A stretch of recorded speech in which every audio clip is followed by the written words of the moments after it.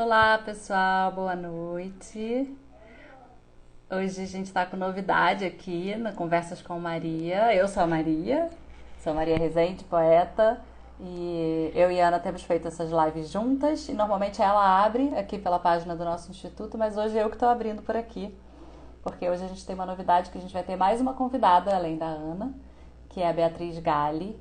Então eu vou chamar a Ana daqui a pouquinho para entrar aqui comigo, a gente conversar um pouco e em seguida a gente vai convidar a Beatriz para vir.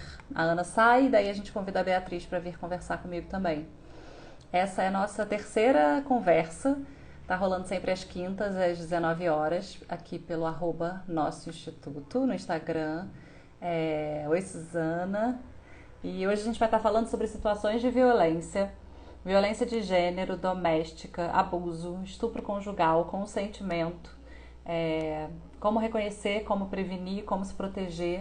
A gente vai falar também de violência institucional, que é a violência que a gente sofre às vezes pelas mãos do Estado, né?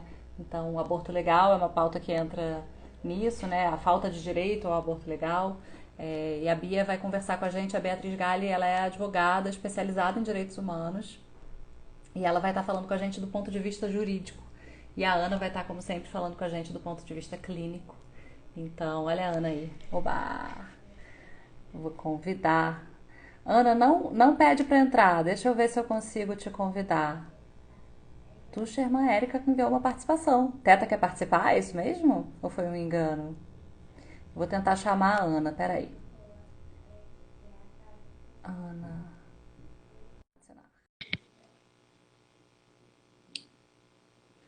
Venha, venha. Ah, a Bia já entrou. Oi, Bia. Bem-vinda. Peraí. Vamos lá. Sejam bem-vindos. Entrem, entrem. Vamos lá, Ana, peraí. Ana de Reik, adicionar. Estou aqui. Que bom que vocês estão aqui. A gente está muito feliz de estar aqui também. O papo hoje vai ser pesado, porque afinal de contas, falar de violência nunca é. Conseguimos! Oi! Hoje Oi, estou embaixo da Ana! telinha. Tudo bem, Pois é, querida? Que trocamos de prazer. lugar. Hoje você que vai ficar com letrinhas passando na cara. Ótimo, bom para variar, maravilha. A gente pode contar que hoje é um dia especial? É Sim, aniversário claro. da Ana! Yes. Parabéns! Obrigada, obrigada. Sim, fazer E eu acho aniversário que hoje é um desafio. e acho que eu fiquei pensando que diz muito do que é o nosso instituto, do que é o seu trabalho, você fazer aniversário e tá fazendo uma live de trabalho no dia do seu aniversário, né? Você podia dizer, mas É, olha, hoje eu não vou. Hoje é meu aniversário, vou jantar com a não, minha filha. imagina. Mas assim, a importância que tem para você, como seu trabalho e essa militância pela, né, democratização do acesso ao direito sexual e reprodutivo é tão importante para você que para você faz sentido estar fazendo isso no seu aniversário. Então, que Eu acho que maravilha. de uma certa forma é uma forma de celebrar, né? Porque assim, eu não teria como não ir ao hospital hoje, também não teria como não ir ao consultório. Hoje é Uhum. quinta-feira, o dia de conversa com a Maria. Aham. Então, dá para comemorar mais tarde, né? Um pouquinho. Por um Sim. outro lado, a gente está na pandemia, eu acho também que a gente tem que contextualizar de uma certa forma, né? Eu Sim. sou diretora de um hospital estadual que sofre todas as consequências do que está acontecendo no Rio de Janeiro, né? Acho que assim Uhum. um caso único e que reflete, repercute. Então também tem aí um contexto Sim. que que é uma forma de eu celebrar, de eu me sentir bem, viva, ativa, estar aqui conversando com você, que me é tão caro, né? Meus Sim. valores, minha Pois vida. é. Sim, exatamente. Então, parabéns. E bom, Obrigada, querida. eu gostaria de abrir falando um poema mais alegre, mais condizente com o seu aniversário, mas Não, hoje a gente vai vambora. falar de violência, né? Vamos entrar Então, eu nessa já vou chegar vibe, é logo de isso pé na mesmo. porta. Vou Vamos falar um lá. poema da Mel Duarte, que é uma poeta paulistana, que eu admiro muito. Eu conheci ela através desse poema. E, enfim, foi difícil até de decorar porque é muito duro e pesado, mas acho que a gente precisa falar dessas coisas para que elas para que a gente possa falar também das soluções e dos caminhos possíveis, né? Para que não haja mais tanta violência. Então, esse poema se chama Sim. Verdade Seja Dita. Ele diz assim: Verdade seja dita, você que não mova a sua pica para impor respeito a mim. Seu discurso machista machuca e cada palavra falha corta minhas iguais como navalha. Ninguém merece ser estuprada, violada, violentada, seja pelo abuso da farda ou por detrás de uma muralha. A minha vagina, a nossa vagina, não é lugar para despejar suas tralhas. Canalha. Tanta gente fútil repetindo esse discurso vazio.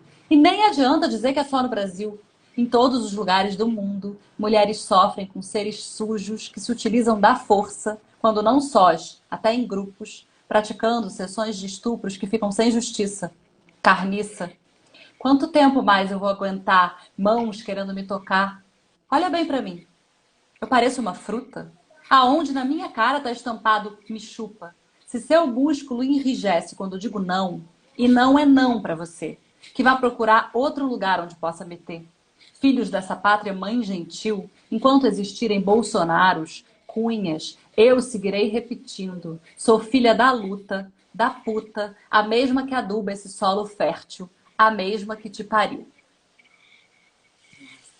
Maria, bravíssima. Caramba, Mel do a arte. gente. Nossa, incrível. Ela é incrível, né? Que É, poeta, que é. poeta. Então, acho que a gente deu Vamos para falar entrar, disso né? hoje, né, Ana? Vamos Vamos lá. falar disso hoje. E eu queria falar um pouco da nossa convidada, né? A Beatriz Galli. Por que eu fiz tanta questão de trazer a Bia aqui? A Bia é uma querida amiga de infância, né? E a gente se encontrou mais tarde militando por uma mesma causa de formas diferentes, né? A Bia ela é relatora e ela tem uma coerência de vida, uma dedicação estudiosa em relação à violência de gênero que eu acho ímpar.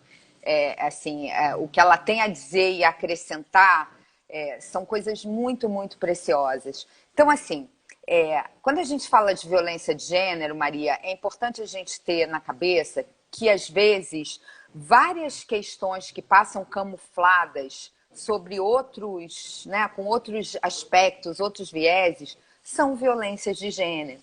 E que os agentes que perpetram essa violência, que executam essa violência, que nos oprimem, eles têm as mais diversas máscaras, né? Eles estão em várias instâncias, em vários níveis da sociedade. Então, por exemplo, a Beatriz, ela foi relatora de um caso que eu pedi para ela comentar hoje um pouco, porque é sempre uma reverência e uma homenagem que eu faço à família da Aline Pimentel, que é um caso de mortalidade materna. Puxa, Ana, mas espera aí, você vai falar de mortalidade materna? A live de hoje não é sobre violência? Mas olha só, o caso Aline, ele é muito emblemático de como o Estado pode ser violento. Toda morte materna evitável é um feminicídio. É, de alguma forma, uma falta de acesso e uma mulher morre por conta do gênero. E ainda com requintes de perversidade, né? Porque num momento de extrema fragilidade, de extrema vulnerabilidade, em que ela tem física e biologicamente riscos, né? Então ela devia estar sob uma proteção absoluta, zelosa, cuidadosa, respeitosa, amorosa, e ela não tem acesso eventualmente ao que é básico. Então, é lógico que a Bia vai falar a respeito, mas assim, é importante a gente saber que o Brasil foi signatário das metas do milênio e que a gente se comprometeu que em 2015 a gente deveria ter reduzido a mortalidade materna para níveis em torno de 35, né, a razão de mortalidade. O que quer dizer isso? De cada 100 mil brasileirinhos que nascem, 35 mortes de mães seria um número aceitável, né? A nossa razão de mortalidade materna, ela até vem apresentando um declínio, mas ela está em torno de 70, 68, dependendo. Então, isso quer dizer o quê? Que para cada 100 mil brasileirinhos e brasileirinhas que nascem, 68 mulheres morrem. Né? E se a gente for pensar que 35 seria um número razoável, e por que morrem? né? Por que a mulher morre de morte materna? Por uma falta de acesso à assistência. Uma das causas de morte materna, que é a morte durante a gravidez, é o aborto inseguro. Uma outra vivência da Bia, com uma expertise muito incrível, porque ela tem uma relatoria de enfrentamento ao aborto inseguro. Por que é tão importante legalizar o acesso ao aborto no Brasil? Né? O aborto mata, o aborto inseguro mata. Às vezes isso não é computado. Né? E quando a gente começa a falar de morte materna, aborto inseguro, estupro de vulnerável, estupro de companheiro, a gente começa a perceber que, na verdade, isso tudo é um mesmo motor, que a gente tem várias engrenagens. Quando a gente consegue impactar de forma positiva em qualquer um desses indicadores, a gente muda essa engrenagem. Então, assim, se a gente consegue reduzir mortalidade materna, seja por que ação for, ou tratando a hemorragia, ou porque a gente está dando mais acesso àquelas mulheres que têm direito ao aborto legal, a gente vai impactar de forma importante na diminuição de violência, na diminuição de feminicídio. Então, assim, um mecanismo acaba sempre atingindo o outro mecanismo. Então, falar de violência é a gente falar de todos esses assuntos. Aí eu volto a lembrar lá o anuário, né, da segurança pública. Nós, brasileiras, a gente tem que enfrentar aquela violência nossa de cada dia, né? O Brasil, em 2018, registrou 880 mil casos de estupro. É um número estatístico, a gente sabe que tem a subnotificação. Então, esse estimado com que é notificado Qual é o na número? polícia, 880 mil, são 2 mil estupros por dia. Meu Deus. Sendo que 53% dessas pessoas que são estupradas, 81% são mulheres e 53% têm menos de 13 anos. E já vai a primeira mensagem. Toda menina que engravida com menos de 14 anos tem direito a aborto legal. É considerado estupro de vulnerável. Isso é uma informação fundamental que a gente não tem. Eu nunca tinha ouvido falar nisso. Isso é muito importante de saber, né? De ensinar as mães dessas meninas e as meninas e essas mães, né? Que, enfim, se sua filha se encontra numa situação como essa, ela tá amparada pela lei e não precisa, né, recorrer se submeter a métodos riscos trágicos que podem, né, levar à morte, enfim. Eu fiquei pensando sobre isso, sobre essa nossa conversa toda hoje, que passa por tantos tipos diferentes de violência, né? E que muitas delas são violências institucionais, né? Quer dizer, falta de direitos, falta de acesso à saúde e tanta coisa assim, e pensando que tem uma misoginia entranhada, né? De alguma forma. E aí tem um poema da Marina Colasanti que chama Útero em Sangue, que diz assim: ditas impuras como os leprosos, mulheres menstruadas ou paridas tinham vetada a entrada no Templo de Jerusalém. Esqueciam os sacerdotes, ou muito se lembravam, que sem o útero em sangue das mulheres não haveria templo, nem sacerdotes, nem homem algum dos tantos de Israel com sua usurpada pureza. Né? Todo mundo precisou de um útero, né, para chegar. E o útero, ele tá no corpo da mulher. E o desrespeito, né, que a gente sofre, né, pelo nosso corpo e tanto de estigma que tem ainda sobre o corpo feminino, sobre as mulheres, sobre o útero, sobre o sangue, sobre a menstruação, sobre, né? Então, você sabe, Maria, que foi ontem, sei lá, terça-feira, a gente recebeu lá no hospital uma jornalista do Le Monde, né? Ela veio fazer ainda com a repercussão do caso da menina de 10 anos, ela queria saber um pouco sobre o nosso fluxo do aborto legal, quais eram as dificuldades, e ela me perguntou se eu teria alguma parceria para chamar da polícia, né, da DEAN, se a notificação era obrigatória, se não era e tal. Eu expliquei para ela que a notificação não é obrigatória. A paciente que vem, a mulher que chega relatando estupro, apesar dessa portaria 2282, essa portaria tem no que diz que você tem que relatar à polícia, ela é anticonstitucional. Então a Constituição tem uma prioridade nesse sentido. Mas, enfim, Aí eu chamei a Sandra Ornelas, que é a coordenadora, uma delegada que é coordenadora de todas as DEANs do Rio, e a Ana Carla, a doutora Ana Carla, que é a delegada da DEAN de São João de Meriti, que tem uma parceria com o hospital bem estreita, assim, a gente se ajuda muito, né? A gente trabalha bem em rede.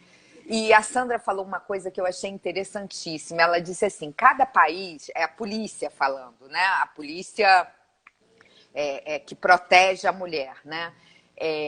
Cada país ele elege um inimigo. Então, assim, Estados Unidos, o inimigo é o terrorista, né? É aquela coisa, né? Que tem a caricatura do terrorista e tal. Aqui no Brasil, a gente elegeu o traficante.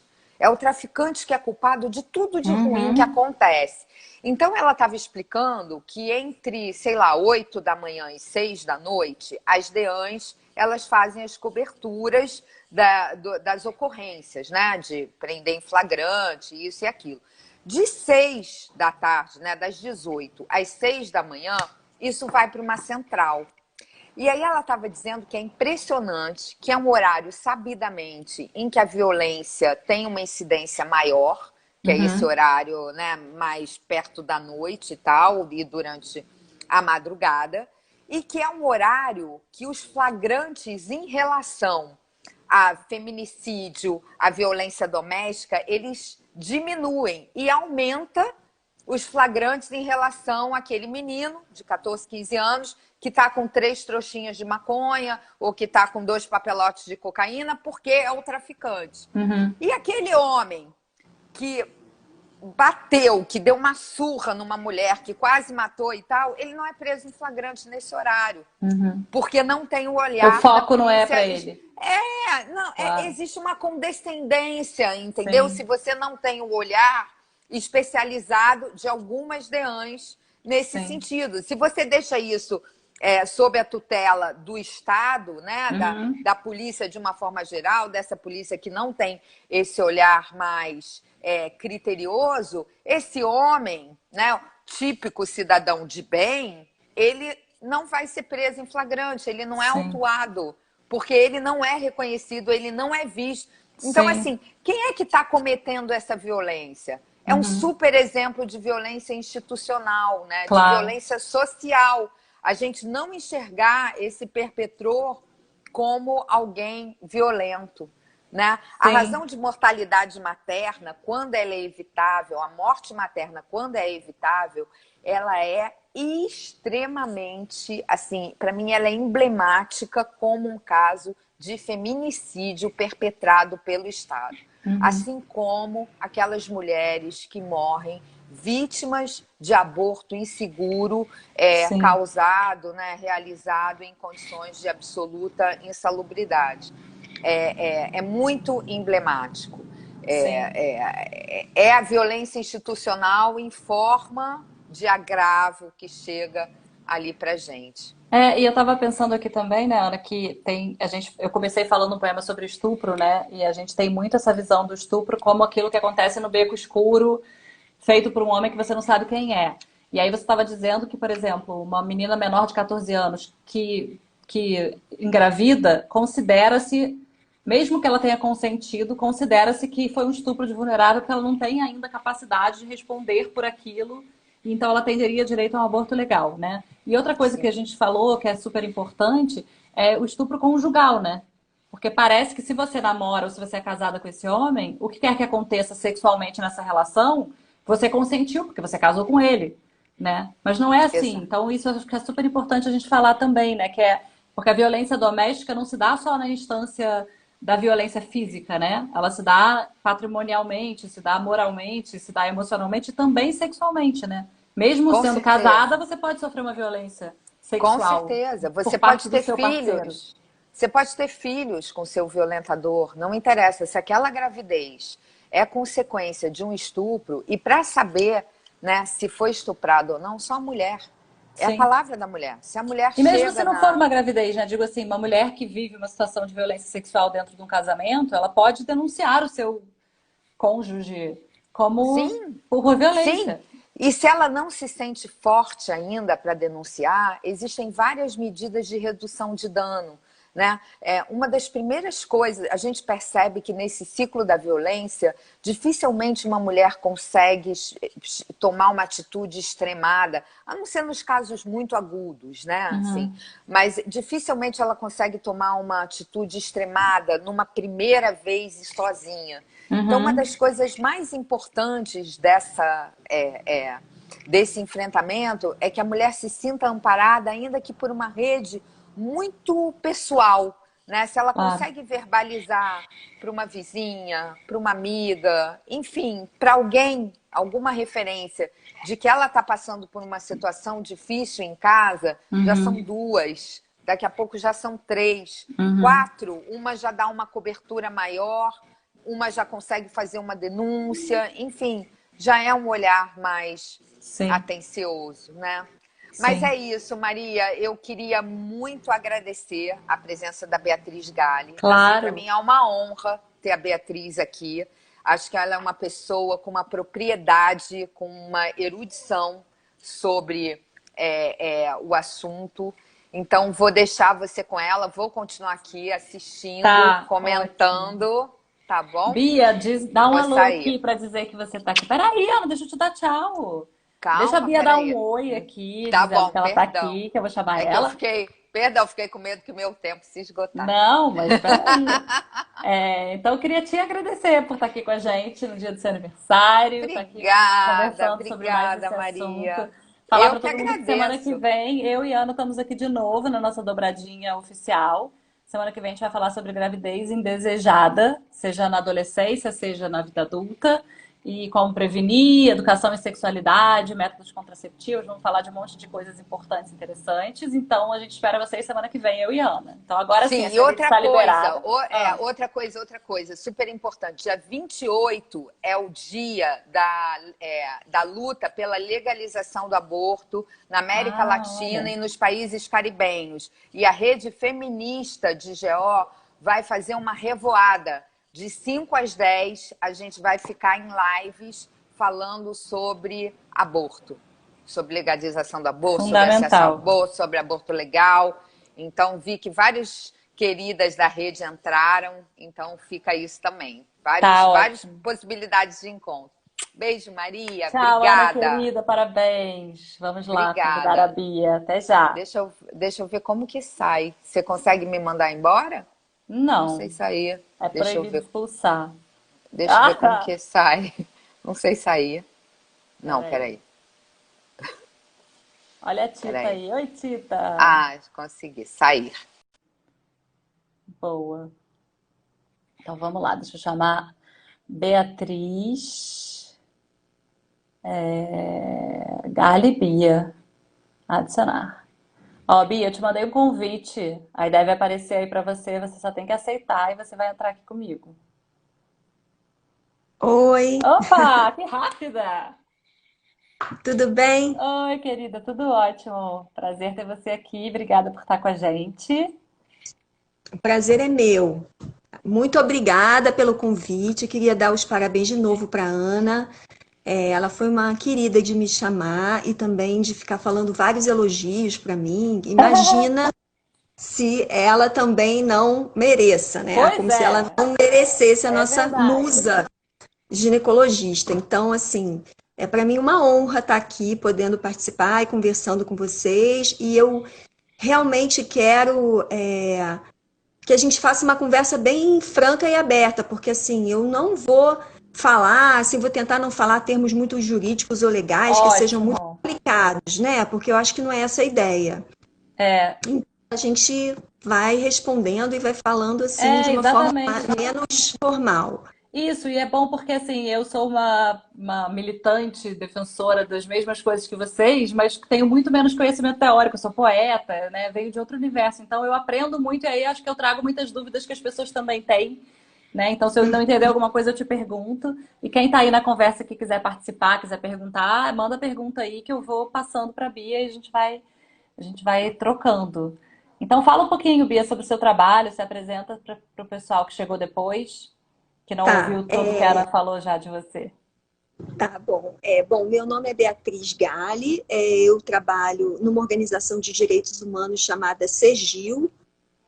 que chama Centro pela Justiça e o Direito Internacional, e é um trabalho com casos perante o Sistema Interamericano de Direitos Humanos, casos de violações de direitos humanos que ocorreram no Brasil, que são levados à Comissão Interamericana de Direitos Humanos. Mas antes disso, eu trabalhei numa organização chamada IPAS, que trabalha com direitos sexuais e reprodutivos. Então, durante 15 anos, esse foi o meu foco de trabalho, de pesquisa, e eu trabalhei muito em conjunto com outras organizações brasileiras, né, aqui no Brasil, e também de outros países, principalmente seguindo a agenda das Nações Unidas em relação a esses temas, e em outros eventos também, assim, que a gente chama de organismos multilaterais, que são os organismos que discutem as diretrizes para os países em relação à saúde sexual e reprodutiva. Então, por exemplo, a Conferência de População e Desenvolvimento do Cairo, que aconteceu em 94, é uma conferência importante para essa área da saúde reprodutiva, porque a partir dali todos os países entenderam e adotaram o entendimento de que esse é um tema de direitos humanos. Até então, era um tema muito visto só da ótica populacional e de controle demográfico. Então, desde 94, essa agenda vem se ampliando e se vem reconhecendo os direitos sexuais e reprodutivos, que incluem, por exemplo, o direito a você viver livre de de morte materna evitável. Também a você viver livre de violência obstétrica. Também seria um outro direito. Direito à saúde, direito à vida. Todos esses são direitos humanos que são relacionados à saúde sexual e reprodutiva. E agora a gente tem já reconhecido o direito humano à saúde sexual e reprodutiva, como sendo um direito que inclui, por exemplo, o acesso ao aborto legal e seguro. Né? Você tem um acesso a condições para você autonomamente poder decidir quando, como ter filhos e o intervalo entre eles, né? Que também inclui o direito ao planejamento reprodutivo, o direito à informação, o direito a você não ser discriminada no momento que você vai ser atendida no sistema de saúde, por questões de raça, por questões de gênero, por questões de idade. Tudo isso engloba os direitos humanos relacionados à saúde reprodutiva. E, mais recentemente, eu fui também relatora nacional da saúde sexual e reprodutiva da Plataforma de Direitos Humanos DESCA, que é uma plataforma que trabalha com direitos econômicos, sociais e culturais, que é uma rede de organizações da sociedade civil que trabalha em vários temas relacionados aos direitos econômicos, sociais e culturais, inclusive com o direito à saúde sexual e reprodutiva. E quando eu fui relatora, a gente teve a oportunidade de realizar uma missão, quer dizer, uma visita, para ver como que estava a situação depois que aconteceu o caso Aline, que a Ana já falou, mas entender, desde que o Comitê para a Eliminação de Todas as Formas de Discriminação contra a Mulher condenou o governo brasileiro pela morte da Aline, por ser uma morte materna evitável, o que o governo tinha feito até então para cumprir com as recomendações contidas nessa decisão do Comitê da ONU. Então, fizemos uma missão, foram várias pessoas de várias organizações, de feministas, de organizações de mulheres negras, para fazer o que a gente chama uma blitz. A gente foi nos serviços que a Aline foi, para ver como que era a situação hoje, né? Se o caso Aline tivesse acontecido agora, qual seria a situação que a Aline iria se deparar? E se as pessoas daqueles serviços conheciam o caso Aline também. Então, isso que eu vou te interromper para te pedir para falar para gente qual é o caso Aline, porque a Ana falou assim por alto, mas eu, por exemplo, nunca tinha ouvido falar. Eu nem sabia que era possível a ONU processar ou entrar com uma ação contra o Brasil. Explica pra gente qual é o caso da Aline e como é que funciona um tipo de ação assim. O Estado brasileiro ser processado, né? Eu não sei se é processado a palavra, enfim. Eu vou fazer o seguinte, eu vou dar uma explicação como é que é essa questão da denúncia internacional do caso, depois eu vou pedir licença para ler o caso, porque eu acho que é importante para que vocês conheçam exatamente o que aconteceu com a Aline. Então, não quero perder nenhum detalhe. Mas, assim, quando o governo, os estados em geral, eles ratificam os tratados internacionais de direitos humanos, eles se comprometem a cumprir com o estabelecido nos tratados. E, em geral, os tratados tratam dos direitos que devem ser protegidos pelos Estados através de leis e políticas. Então, por exemplo, a Convenção para a Eliminação de Todas as Formas de Discriminação contra a Mulher, que é uma convenção internacional que foi ratificada pelo Brasil, determina no seu artigo 12 que o Estado deve tomar medidas para proteger o acesso à saúde sem discriminação, né, entre outros direitos. Então, com base nesse tratado e em relação a esse artigo, quando a Aline morreu de morte materna evitável, por mau atendimento, né, por ter tido um atendimento muito precário no serviço público de saúde, depois de esgotados todas as instâncias aqui no Brasil, jurídicas, o caso chegou, então, a um ponto em que ele estava pronto para ser enviado como uma denúncia internacional contra o Brasil no comitê dessa Convenção CEDAW. Esse comitê, ele supervisiona se os estados cumprem com as suas obrigações estabelecidas no tratado. Então, ele pode receber denúncias de casos individuais. O caso da Aline, então, foi levado ao CEDAW por organizações não governamentais, entre as quais uma brasileira, que era a que eu trabalhava na época, a Advocacy, e uma organização chamada Centro de Direitos Reprodutivos, que trabalha em vários países da América Latina e apresenta esses casos aos comitês da ONU, entre os quais o CEDAW. Então, esse caso foi apresentado e o comitê emitiu uma decisão condenando o Brasil. O comitê entendeu que o Brasil violou os direitos humanos da Aline pela morte dela, tendo em vista que ela morreu de morte materna evitável, e emitiu uma série de recomendações ao governo brasileiro. Com base nisso, as organizações da sociedade civil, então, começam a monitorar para ver até que ponto o governo está tomando alguma providência para cumprir com as recomendações. Porque o sentido de tudo isso é evitar que outros casos aconteçam, Claro. é que o governo adote políticas de saúde que sejam mais adequadas, que se respeite os direitos humanos das mulheres e que haja toda uma modificação na parte da prática nos serviços, da assistência, para melhorar a assistência, para que não haja discriminação, principalmente por motivo de raça, que no caso a Aline era uma mulher negra, e uma série de medidas que são também mais estruturais em termos de organização do sistema de saúde para lidar com esses casos e prevenir esses casos, e também medidas bem concretas, como, por exemplo, o pagamento de indenização para a família da Aline. Que isso foi feito, né? Houve o pagamento de indenização para a mãe da Aline, né? Que a mãe foi uma das que apresentaram a denúncia. A denúncia foi apresentada em nome dela e da filha da Aline, que na época tinha 5 anos, e o governo, então, de acordo com o Comitê CEDAW, deveria pagar uma indenização pela perda da filha. Então, a dona Lourdes recebeu uma indenização. Mas a Alice, filha da Aline, até hoje está esperando. A indenização dela não foi paga, né? Está sendo objeto de uma ação na Justiça Brasileira, aqui no Rio de Janeiro, mas até hoje a ação está pendente. Isso é de Não quando? tem decisão. Quanto tempo tem isso? Essa ação ela foi apresentada em 2003, se eu não me engano. Nossa. Então, até hoje, ela já atingiu a maioridade e ela ainda não recebeu o pagamento. Então, o que isso significa? Que o governo não cumpriu com as suas obrigações em relação ao Comitê CEDAW. E ele segue não cumprindo, ele segue falhando em tomar medidas para que isso aconteça. Então, como eu estava dizendo, a gente foi fazer uma visita aos serviços para ver a situação hoje e a gente se deparou com uma situação muito precária. A gente fez até um relatório, que é um relatório que a gente chamou de um relatório de segmento do cumprimento pelo governo brasileiro em relação ao caso Aline, e a gente concluiu que o Estado vem falhando sistematicamente em prevenir as mortes maternas evitáveis das mulheres negras na Baixada Fluminense.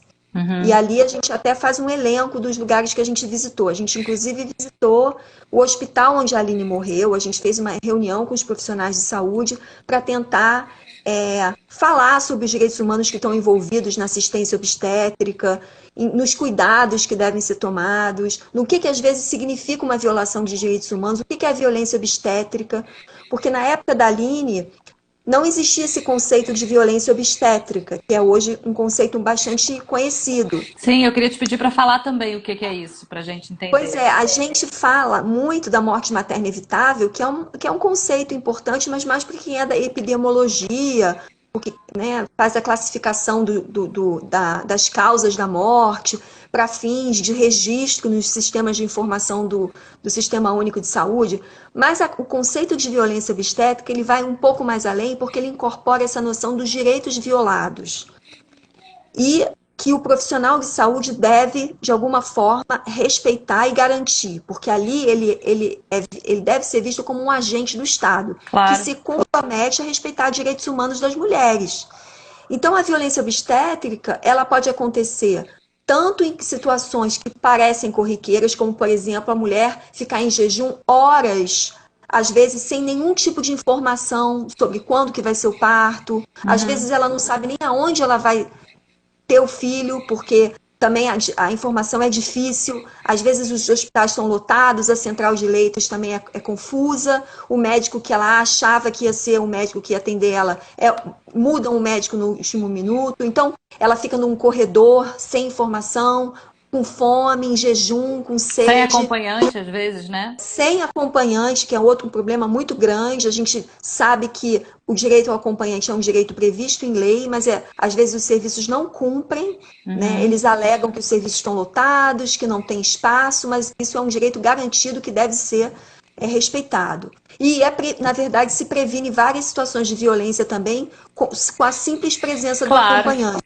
Né? Então é uma Imagina, coisa a mulher tá numa importante que as situação mulheres super vulnerável e tá sozinha, não tem ninguém, né, que ela possa ou pedir ajuda ou que esteja olhando por ela, né? Desamparada, Isso, a Suzana tá tem a dizendo. questão também, por exemplo, das cesarianas desnecessárias, que é um tema também muito discutido. Né? Às vezes a mulher não se pergunta à mulher o que ela gostaria, não se informa para ela o porquê da cesariana, para ela entender o motivo, ver se ela concorda ou não, dar o consentimento.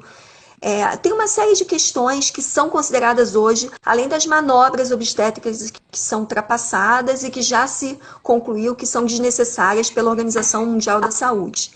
Né? Tem várias manobras que são consideradas violência obstétrica também. Mas Tipo o mais quê, além, Bia?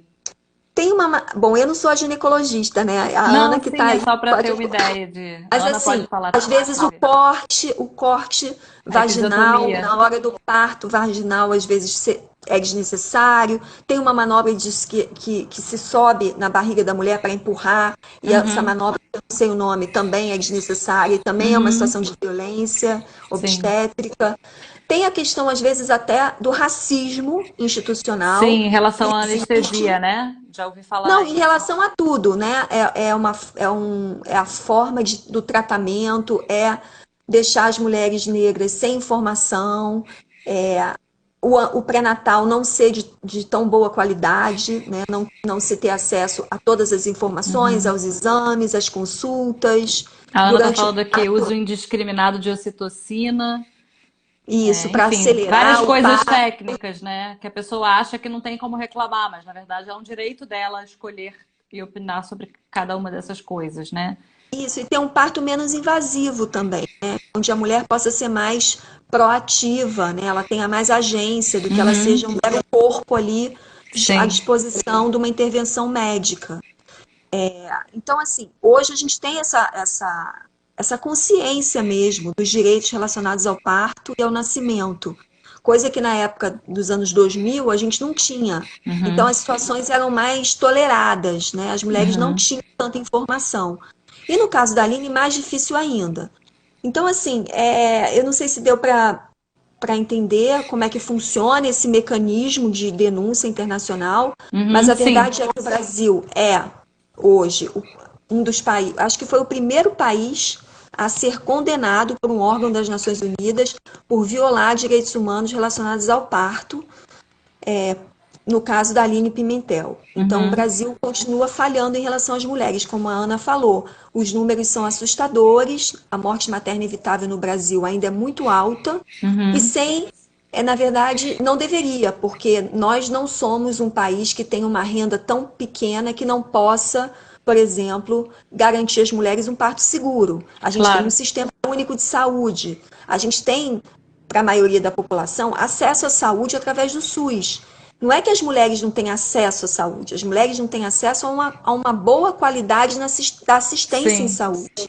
Então, na verdade, as mulheres vão morrer nos hospitais, O hospital é onde ocorre a morte materna evitável. Diferente de um país na África, por exemplo, onde a mulher não consegue transporte a tempo, Aham. onde não existe médico, não existe anestesia, não existe Uhum. nada, não tem nenhuma infraestrutura. Não é o nosso caso. Então, Uhum. é muito mais gritante essa injustiça reprodutiva em relação às mulheres brasileiras, né? Por conta do país que somos, da infraestrutura do SUS, das Uhum. políticas que temos, né, da Constituição e tudo isso. Então, não se justifica hoje, em pleno século XXI, as mulheres estarem morrendo de morte materna evitável. E Aham. também eu queria só destacar que agora, na época da pandemia, o Brasil continua sendo um país de destaque pelas mortes maternas evitáveis durante a pandemia.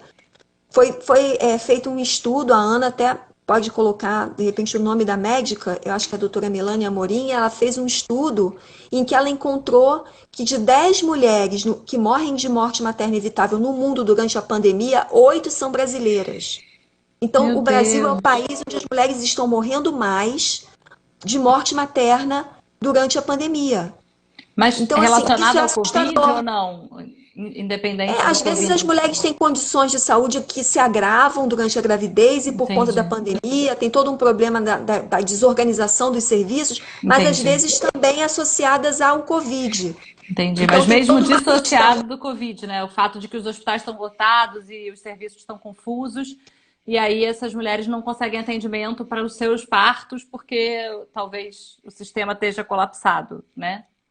Ou a mulher tem uma emergência obstétrica, e aí ela precisa de cuidados especiais, e aí isso demora, e aí ela não consegue, por exemplo, receber uma transfusão de sangue a tempo. Uhum. Então, assim, é bem preocupante. Então, a qualidade da assistência obstétrica no Brasil é muito ainda insuficiente e de acordo com os padrões internacionais da Organização Mundial de Saúde e de acordo com os padrões de direitos humanos dos órgãos internacionais do sistema ONU, como foi o Sim. caso do Comitê CEDAW. Né? Então, assim, eu vou só contar a história da Aline Sim. agora, Tá. para vocês conhecerem exatamente o que aconteceu com a Aline, que era uma mulher de 26 anos, moradora de Belfort Roxo, na Baixada Fluminense, que estava grávida de 6 meses. Ela estava grávida, ela precisou, na verdade, ela começou a vomitar e sentir fortes dores na região do abdômen com 6 meses de gravidez e buscou cuidados médicos num posto de saúde local perto da casa dela, onde ela já vinha fazendo pré-natal. E apesar desses sinais indicarem uma gravidez de alto risco, os médicos não acharam que deveriam realizar exames naquele momento. E ela foi mandada de volta para casa com uma prescrição de vitaminas, cremes vaginais e medicamentos anti-náusea. Mas ela continuou sentindo dores no dia seguinte e retornou ao posto de saúde depois de 2 dias. Só então os médicos descobriram que não havia batimento Ah, cardíaco meu fetal Deus. e mandaram então ela para uma outra unidade de saúde. Nessa unidade de saúde, a Aline, depois de algumas horas de um parto induzido, ela deu à luz a um natimorto. Apesar dos protocolos exigirem que a Aline fizesse uma curetagem imediata depois de remover os restos da placenta e também para prevenir uma possível hemorragia e infecção, essa cirurgia só foi ocorrer 14 horas depois do parto. Ou seja, a Aline teve uma deteriorização da situação dela de saúde muito, muito rápido e ela demorou 14 horas para conseguir ter acesso à curetagem. Enquanto isso, a infecção foi aumentando. Após a cirurgia, a Aline teve uma hemorragia severa, pressão baixa e uma sensação de desorientação. Mesmo com esses sintomas, os médicos foram negligentes e não realizaram qualquer exame. Tendo em vista que a mãe da Aline não podia visitá-la, ela decidiu ficar ligando de hora em hora para o centro de saúde para verificar as condições de sua filha. E o centro não deu as informações devidas e a mãe acreditou que ela se encontrava bem. Então ficou mais tranquila. Só que houve uma piora do quadro da Aline. E os profissionais decidiram que ela precisava ser transferida para um hospital com mais recursos, que contassem com equipamentos adequados para o tratamento dela. Então, os médicos do centro de saúde localizaram um leito no Hospital Geral de Nova Iguaçu, mas os funcionários do serviço que ela estava se recusaram a usar a sua única ambulância para transportá-la para o Hospital Geral. Meu Deus. Então, a Aline a família da Aline ficou tentando conseguir uma ambulância privada, sem sucesso. E quando o Hospital Geral autorizou o uso da sua ambulância, já tinham se passado 8 horas. Então, assim, é uma sucessão, é uma cadeia de negligências em relação à situação da Aline, que colocou a vida da Aline em risco.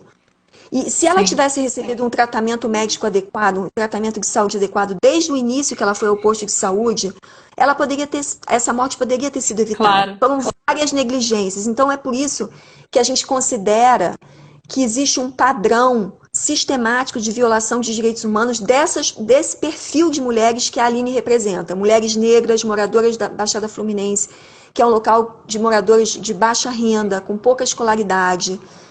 Mulheres que enfrentam um racismo institucional em vários momentos das suas vidas e principalmente durante a atenção obstétrica, que não são respeitadas, que não são informadas sobre seus direitos. Então, tudo isso, todo esse quadro, ele é um quadro de morte materna evitável do Brasil. Ele reflete esse padrão brasileiro de morte materna evitável. Sim, e Bom, acho, Bia, acho curioso, ah, eu não conhecia o caso, mas só para falar que pareceu para mim, quando eu soube a ONU, digamos, entrou com uma ação contra o Brasil, que tinha acontecido alguma coisa muito extraordinária. Mas embora seja terrível, me parece que essa situação da Aline é uma situação corriqueira, que se repete todos os dias. Muitas mulheres como ela estão vivendo esse tipo de atendimento que coloca a muitas vida delas em mulheres risco, não né? chegam a morrer, como foi o Sim, caso da Aline. Mas, assim, a morbidade também é um outro fator que mostra a violação dos direitos. sim.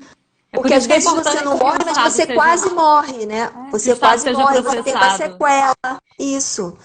Então, assim, a Aline, depois que ela foi para o Hospital da Posse, ela não encontrou leito. Ela ficou num corredor, numa maca. E aí ela morreu.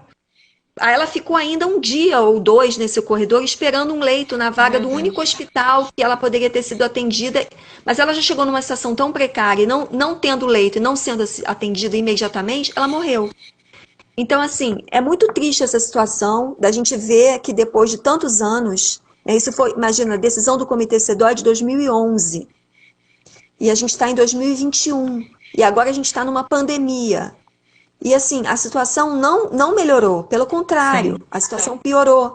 Então, assim, é muito triste a gente ter que ver isso, mas a gente tem que continuar o trabalho de denúncia e o trabalho de monitoramento, porque existem profissionais de saúde, né, como essa rede que a Ana falou, de ginecologistas e obstetrizes feministas, existe organizações da sociedade civil, associações médicas, que têm essa visão de direitos humanos e que sabem que o papel dos profissionais de saúde é proteger os direitos das mulheres e respeitá-los, né? Então, Uhum. assim, essa luta é uma luta que segue, né? A gente Sim. continua. A Ana está aqui dizendo que depois disso, duas maternidades foram fundadas na Baixada, o Hospital da Mulher e o Hospital da Mãe. Que de alguma forma, Isso, todo esse processo, né, de responsabilização do Estado teve algumas respostas, né? Melhoramentos isso. aconteceram, né? E ainda está aquém do que deveria ser, mas que, enfim, é isso. Esse trabalho, essa militância É jurídica e um, médica está lentamente rendendo melhorias, né? Ajudando a proteger mais mulheres, né?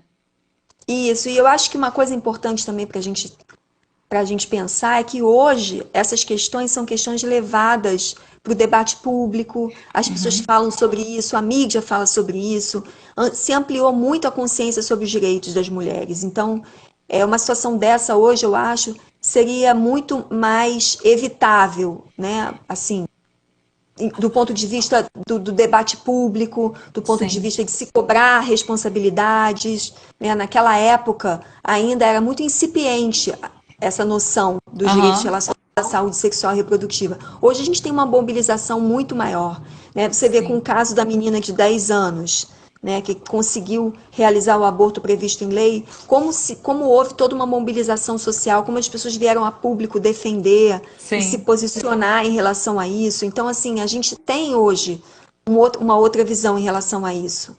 E isso eu Bia, acho que é uma coisa que é a única coisa que me dá assim uma certa alegria de ver que a uhum, gente está conseguindo chegar nas pessoas, né? A gente, que eu digo, movimento em claro. torno dos direitos sexuais e reprodutivos. Tem uma coisa que eu queria te perguntar. A gente está aqui se encaminhando para os nossos 10 minutos finais. de conversa era aproveitando essa deixa, falando desse caso da menina de 10 anos e o aborto legal, né? E aí ela teve que se locomover de estado, inclusive, porque os médicos se recusaram a realizar o aborto legal. E aí a Ana estava falando sobre isso, assim, até onde o profissional de saúde pode alegar uma objeção de consciência para realizar um aborto legal que é garantido pela Constituição como um direito daquela mulher. Como é que funciona isso legalmente? Olha, nesse caso da menina, como ela estava grávida, uma menina de 10 anos, a gente sabe que ela corria risco de vida, né? Já tem estudos sobre isso, já tem evidências científicas que uma gravidez nessa idade acarreta vários agravos para a saúde que podem levar a um risco de morte se ela levar a gravidez a termo. Então, assim, nesse caso não cabe objeção de consciência, porque existe um risco real de vida para aquela menina, né? Então, Sim. assim, a gente tem hoje uma norma técnica do Ministério da Saúde que coloca alguns limites ao exercício desse direito à objeção de consciência por parte dos médicos. Então, quando existe risco de vida, quando é uma situação de urgência, quando não tem outro profissional que tenha, que aceite a realização do procedimento, são várias as circunstâncias em que se deve, então, o profissional deve realizar o procedimento e não pode alegar objeção de consciência. Quando é que ele Então, pode alegar? ele pode, assim, o direito à objeção de consciência é um direito previsto no Código de Ética Médica. Então, existem profissionais que, por convicções religiosas, né, por questões de fórum íntimo, existem procedimentos que eles se recusam a fazer. E ele pode, né, mas essa regra é uma regra excepcional, ela não pode ser uma regra geral. E o que a gente vê é que, no Brasil, muitos serviços que atendem vítimas de violência sexual, as equipes de saúde alegam indiscriminadamente a objeção de consciência como uma forma de justificar a recusa em realizar o Sim. procedimento. Então, assim, isso não pode, porque a regra geral desses serviços deve ser atender as vítimas Claro. e realizar o procedimento de aborto legal e não se recusar. Se você tem um plantão com 40 médicos em que 38 se recusam a realizar o procedimento, você tem um problema sério de responsabilidade institucional de Claro. não cumprimento da lei, que é o Código Penal de 1940, que garante o acesso ao aborto previsto em lei. Então, assim, tem essas anomalias acontecendo, né? Tem um levantamento que foi feito dos serviços que atendem vítimas de violência e que deveriam realizar aborto legal no Brasil, que foi realizado por uma organização chamada Artigo 19, logo antes, no início da pandemia, e se chegou ao dado de que 50% desses serviços não estão funcionando. 50% dos serviços de aborto legal no Brasil não estão funcionando. E olha que são poucos os serviços, já Claro, são poucos, são já 30 e são poucos. Então, assim, num país continental como o Brasil, em que os serviços, na sua maioria, se localizam nas capitais, então já é um problema para as mulheres que moram longe da capital, que moram nas áreas rurais, nas áreas mais remotas, chegarem à capital, e muitas vezes nem na capital elas vão conseguir o acesso. Você vê, a menina não conseguiu no estado que ela residia. Sim. Ela teve que mudar de estado. Ela saiu do estado dela, Espírito Santo, pegou um avião e foi até Pernambuco para conseguir realizar É muita um direito. violência, né? Então, É assim, violência em cima de violência. é um absurdo isso. Uma menina de 10 anos que estava grávida, né? E que os médicos, na verdade, eles alegaram que o tempo gestacional tinha passado Sim. além do que determina a norma técnica do Ministério da Saúde. Mas, como a gente já falou, é um caso de risco de vida. Claro. E a equipe de Pernambuco entendeu isso e realizou o procedimento. Então, como é que a equipe, né, do hospital no Espírito Santo não tem a mesma visão? Sim. Né? Deveria, porque as evidências científicas são as mesmas e a Sim. lei é a mesma para todo mundo. Sim. Eu acho, Bia, a gente infelizmente vai ter que se encaminhar para fechar, porque faltam 5 minutos e eu quero salvar a live. Se a gente for até o finzinho, eu não consigo salvar. Tá ótimo. Eu queria te agradecer muito em nome do nosso instituto, você ter aceitado o convite para essa conversa. Para mim é uma honra enorme, aprendo muito aqui nessas conversas com a Ana e hoje com você também. Muito obrigada. Obrigada a você e a Ana pelo convite, eu gostei muito. E deu vontade deve da ser gente poder importante. seguir. É sempre assim, com a Ana também. Quando acaba, a gente fica, ai meu Deus, tinha mais 2 horas de assunto. Mas eu acho que essas conversas sejam o princípio, né, para muita gente que está chegando agora na conversa, de entrar nesses assuntos, se informar sobre isso, militar junto com tantas pessoas como você, como a Ana, o nosso instituto, que estão aí atuando na prática para que a gente possa mudar as coisas e melhorar a situação para tantas mulheres no Brasil e, enfim. Então, muito obrigada pela sua participação. Obrigada a Obrigada, você. Ana. Feliz aniversário, Ana. Obrigada, Suzana, Érica, as meninas do nosso instituto. Eu vou encerrar então, e aí todo mundo que gostou, quem pegou do meio, pode vir aqui assistir depois, vai estar salvo aqui na página do nosso instituto. Um beijo, Um beijo, obrigada. querida. Obrigada. Tchau.